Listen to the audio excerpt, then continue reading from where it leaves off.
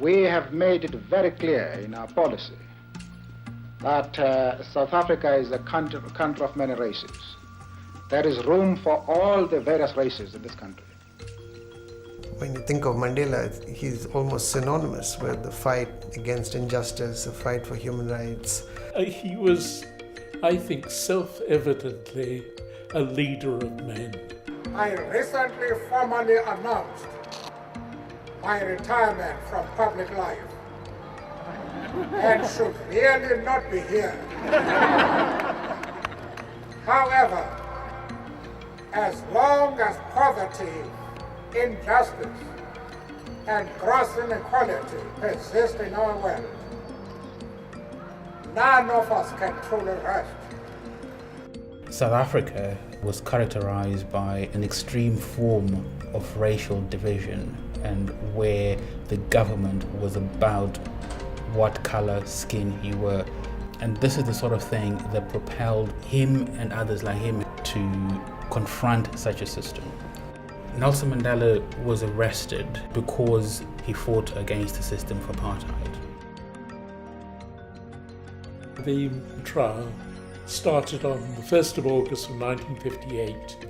I remember very distinctly actually being introduced to him and having a conversation with him. He had a very appealing face, and when he spoke to you, you felt the most important person at that moment was yourself and not him. One would never have imagined that he was, in fact, one of the leaders of the anti-apartheid movement. The police were hunting for him at the time, but African nationalists had arranged for me to meet him at his hideout. He is still underground. This is Mandela's first television interview. There are many people who feel that it is useless and futile for us to continue talking peace and non-violence against a government whose reply is only savage attacks on an unarmed and defenseless people. Nelson Mandela was jailed for 27 years. His cell was very small. The spirit of the man and others like him was quite remarkable. They managed to survive it and came out, and that, as we all have seen, resulted in majority rule in South Africa. I stand here before you as a humble servant of you, the people. I place the remaining years of my life in your hands.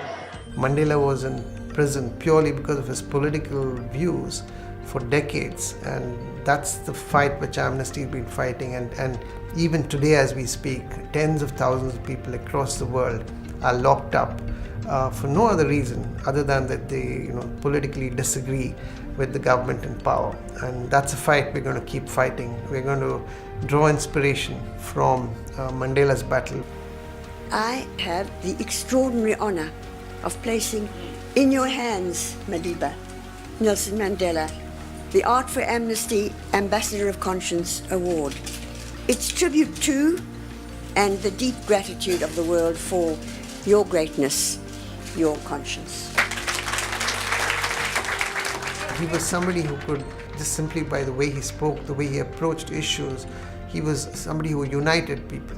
He was somebody who bridged divides, not just between sort of white and black, but all sorts of divides, north, south, east, west. I have cherished the idea of a democratic and free society in which all persons will live together in harmony and with equal opportunities. It is an idea for which I hope to live for and to see realized. But my Lord, if it needs be, it is an ideal for which I am prepared to die.